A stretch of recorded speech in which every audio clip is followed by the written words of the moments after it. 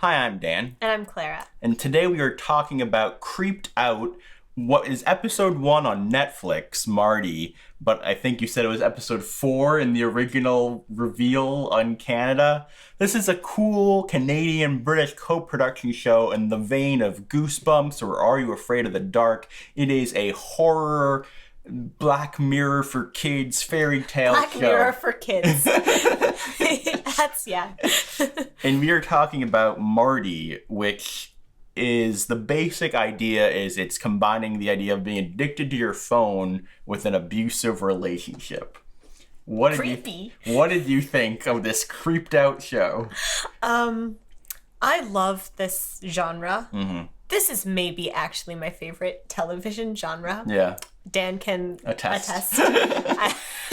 I've loved this sort of thing since I was approximately 4 years old. Mm-hmm, mm-hmm. And, yep, love it. I think that, honestly, this was a particular... Like, I had heard good things, but I thought this was a particularly well-handled episode because it would be so easy to be like, okay, we're doing Are You Afraid of the Dark for the modern generation. Let's talk about how cell phones are scary.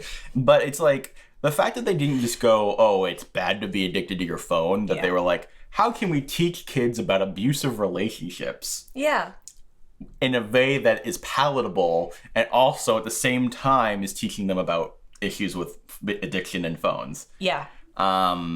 I thought that was kind of ingenious. I thought it was, it's really interesting. Yeah. I'm actually sort of surprised that this has, I haven't seen her, full disclosure. I have. I love her. Okay, but I take it, is not like this. No. It's that he actually develops a relationship, right? Yeah.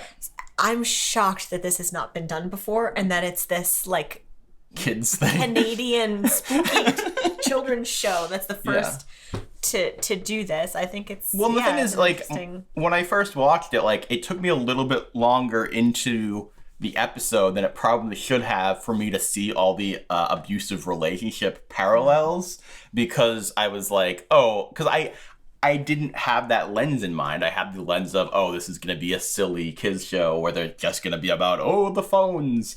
And I just thought it was really, I think the part that I really like is the end and how she goes back to it. Mm-hmm. And it's like, that's so ballsy for a kid's show to do, to have it, like, not have the happy ending, to show the cycle of abuse. Yeah.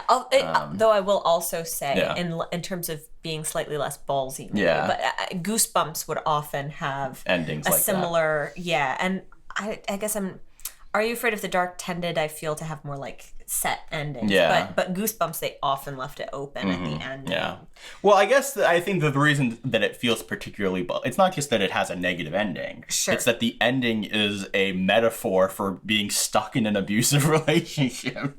Yeah. Like, that's a particularly dark metaphor. And of course, like, kids aren't going to necessarily see all that, but they're still learning the lessons of being, like, having a controlling relationship and... Yeah. Having someone who will, like, neg you and will, like, do something awful and then immediately take it back and be like, I'll change. Well, and honestly, even the idea of sharing pictures with someone and then having those pictures released as a form of revenge. Yeah. Right? I mean, there were so many... It was really incredibly dark for a children's show, but I don't know, it will probably go over a number of kids' heads, I'm sure. Yeah. But I was telling Dan, I said sort of, like, flippantly, I guess, but I think it's true. I think this is a really creepy episode for parents. Yeah. Almost more than kids themselves. Because you can see all the layers of it. Yeah. It's the kind of... I feel like it's the kind of episode that, like, I would like, in fact, be freaked out by as a little kid. Then a little bit older, I'd be like, hey, there is a little bit more to this than I thought. And then, like, if I ever revisited as an actual adult, I'd be like, holy crap, look what they were doing. My children are never allowed to have phones again. Yeah. When I was a kid, an episode of Are You Afraid of the Dark got me off of my computer for, like, 2 months. Wow. Because it was the episode with a computer virus that comes to life and, like, tries to destroy this kid. Like, the virus, like, I don't remember the specifics. It sounds vaguely familiar. Yeah. I don't know why it really freaked me out, but it really freaked me out. Yeah. I didn't use my computer for several months. And then Mom was like, but your kid pics. Yeah. It's all going to waste. We spent good money on that. On that kid pic CD-ROM. I applaud them for going more than the easy route with this, because I do think it would be very easy to be like, look, because like the opening of the episode is like, oh, they're talking, but she's sending it. They're sitting right next to each other, and she's sending her a thing, and that like sets up a very like, oh, we're old people telling you about you kids. You don't know how to interact with each other these days.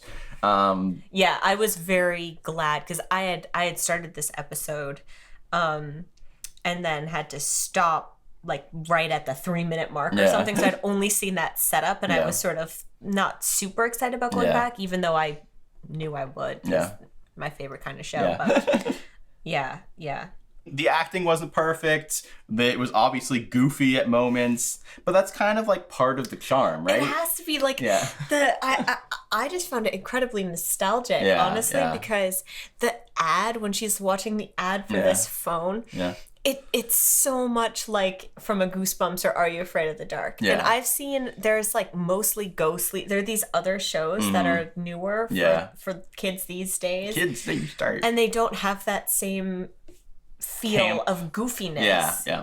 There's like trying to be scary without being scary. And that's not, you can't do that and then have it's just not scary. I think that they played with it well, and that like, oh, it like, it's not like us. Well, the other thing is, it's hard to tell like what would be scary when I was a little kid, and then also at what ages are you talking about, right?